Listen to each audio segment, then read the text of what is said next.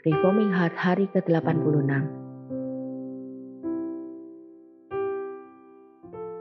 Renungan ini diambil dari website pemuda.stemi.id.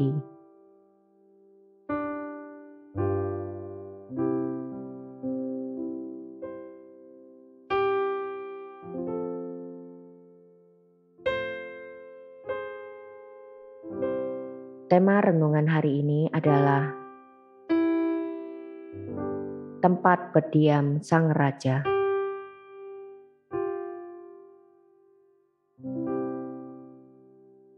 Mari kita membaca Alkitab dari 1 Raja-Raja pasal 7 ayat 1 sampai dengan 12. Demikian bunyi firman Tuhan. Istana Salomo. Salomo mendirikan istananya sampai 13 tahun lamanya. Barulah selesai seluruh istananya itu. Ia mendirikan gedung hutan Libanon, 100 hasta panjangnya dan 50 hasta lebarnya, dan 30 hasta tingginya.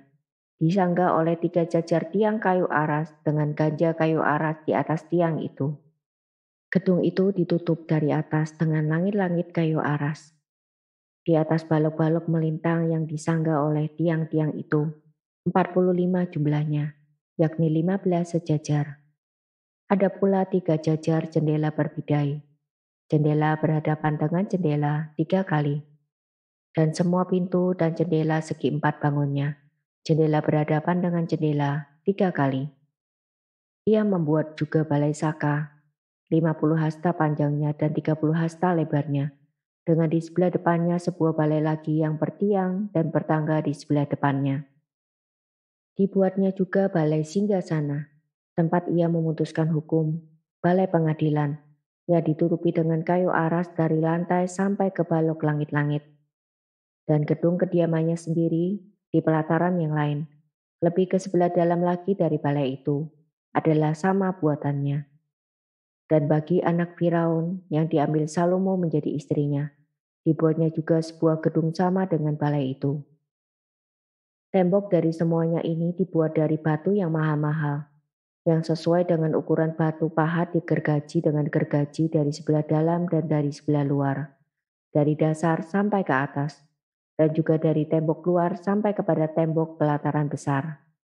Bahkan dasar gedung-gedung itu dari batu yang mahal-mahal, batu yang besar-besar, batu yang 10 hasta dan batu yang 8 hasta. Di bagian atas ada batu yang mahal-mahal berukuran batu pahat dan kayu aras juga. Sekeliling pelataran besar ada tembok dari 3 jajar batu pahat dan 1 jajar balok kayu aras. Demikian juga sekeliling pelataran dalam rumah Tuhan dan balainya.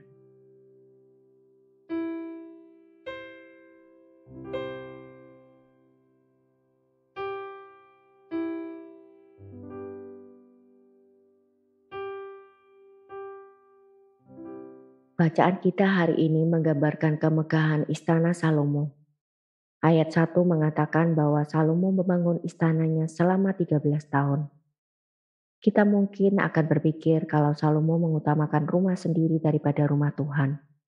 Jikalau dia hanya membutuhkan 7 tahun untuk membangun bait suci, ditulis di dalam 1 Raja-Raja pasal 6 ayat 38, tetapi membutuhkan 13 tahun untuk membangun istananya sendiri.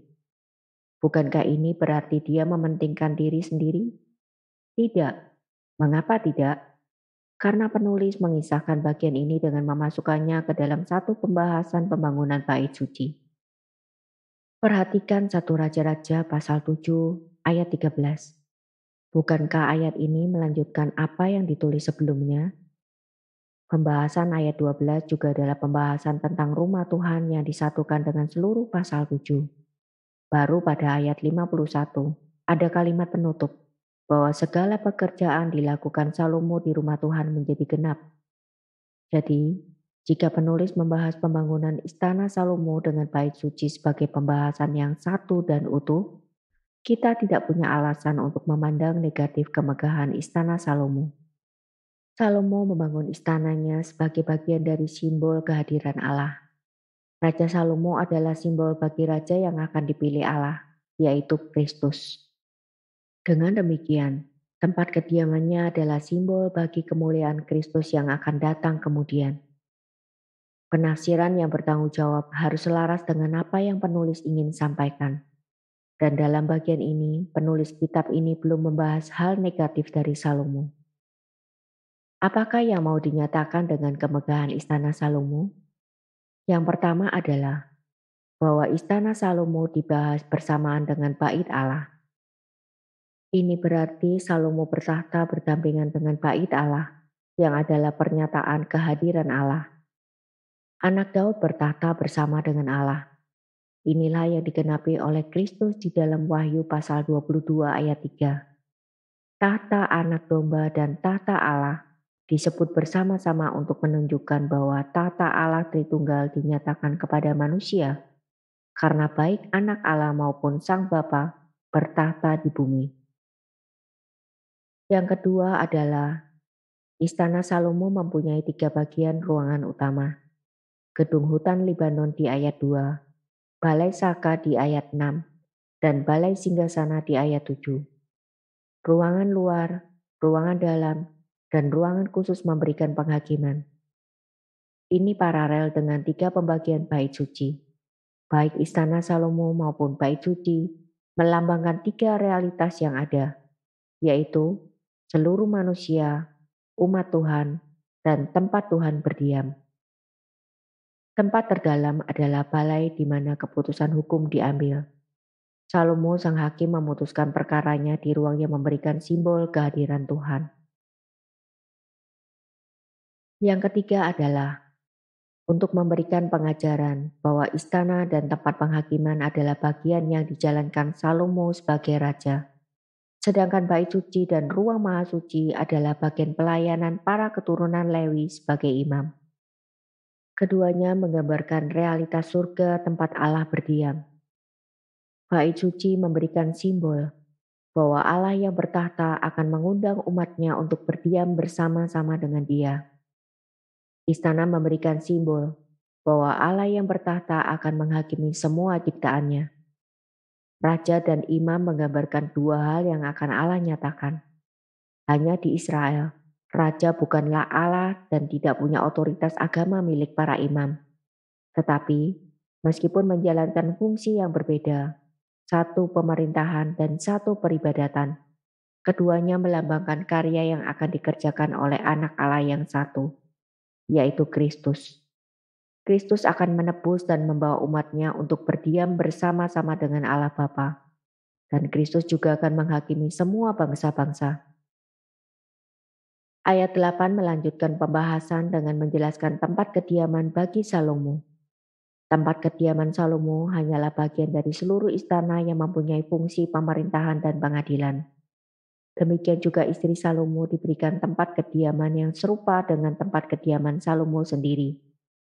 Kemewahan dan kemegahan istana itu digambarkan sangat indah, sehingga layak menampung putri Firaun. Walaupun kebudayaan Mesir jauh lebih diakui dari kebudayaan Israel pada waktu itu.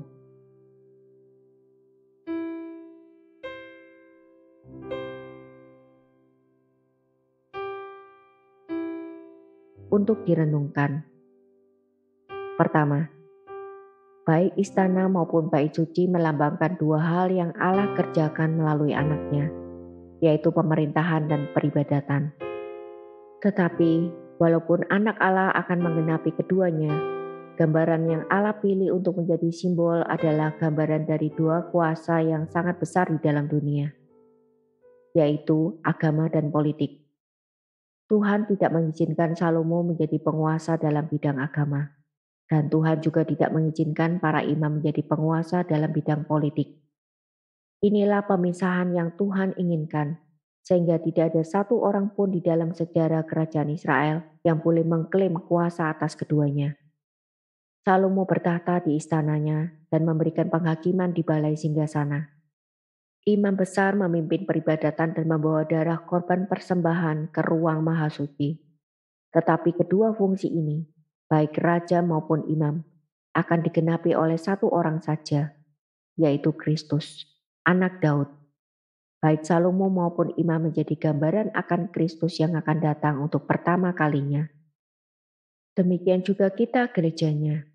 Kita sekarang menjadi gambaran akan Kristus yang akan datang untuk kedua kalinya.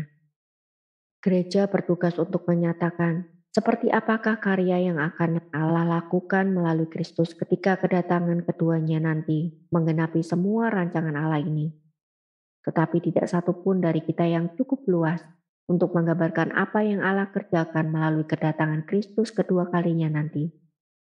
Masing-masing dari kita, seorang dengan yang lain, menjadi anggota yang menyatakan kemuliaan Kristus sambil menantikan kapan penggenapan kedatangan itu terjadi. Kita perlu orang lain, sesama pengikut Kristus, untuk menekankan karya Allah melalui masing-masing kita. Tidak ada one man show dalam kekristenan. Tidak ada superhero yang sanggup mengerjakan semuanya sendiri. Salomo tidak bisa menjalankan fungsi imam, dan imam besar tidak bisa menjalankan fungsi raja. Demikian juga kita hanya bisa menjalankan satu atau beberapa fungsi, tetapi tidak bisa menjalankan fungsi-fungsi yang lain. Kita perlu orang lain, dan karena itu sebagai satu tubuh, gereja secara keseluruhanlah yang memberikan gambaran bagi dunia seperti apakah Kristus itu. Kedua, kehadiran tahta Salomo adalah untuk memastikan kebenaran dan keadilan Allah kita benar-benar dinyatakan melalui umat Tuhan. Salomo harus menjadi hakim yang tegas dan bijak untuk memutuskan perkara dan menyatakan kepada seluruh Israel bahwa sebelum Allah memulihkan seluruh ciptaan, keadilan dan kebenaran Allah harus dinyatakan terlebih dahulu. Allah sangat memperhatikan keadilan, terutama di tengah-tengah umatnya sendiri. Allah sangat peduli seruan mereka yang tertindas, bahkan berjanji akan memberikan keadilan bagi mereka yang diperlakukan tidak adil. Seluruh istana Salomo mempunyai tempat pengadilan sebagai tempat utama. Tuhan akan memberikan damai sejahtera dan penyertaan kepada Israel setelah Dia menyatakan kebenaran dan keadilannya. Dari sini kita boleh berefleksi bahwa Allah sangat menekankan keadilannya dinyatakan. Sebuah bangsa tidak akan diberkati oleh Tuhan jika terjadi begitu banyak pelanggaran dan penindasan. Jika kekerasan dan kekejaman yang terus terjadi, maka pasti Tuhan belum beranugerah bagi tempat itu. Jika Tuhan berkenan untuk hadir dan memberikan penyertaannya bagi umatnya, maka pertama-tama Dia akan menghakimi umatnya terlebih dahulu. Kiranya ini menjadi bahan perenungan kita. Jika pemerintahan yang baik adalah tujuan Allah membangkitkan rajanya, maka tentulah itu juga yang akan kita perjuangkan pada saat ini. Kita akan merindukan keadilan dan kebenaran. Biarlah kita sendiri tidak melanggar prinsip kebenaran yang berlaku dalam kehidupan bersama di negara ini. Dan jika kita hidup nyaman dan tidak diganggu apa-apa, betapa kasihan kalau kita tidak pernah belajar mengenai apa yang sedang terjadi di dunia. Betapa jahatnya kita kalau kita tidak pernah mengeluh bersama-sama dengan orang yang tertindas dan berduka karena kebobrokan yang terjadi di tengah-tengah kita. Kiranya Tuhan memberikan hati yang terus berdoa.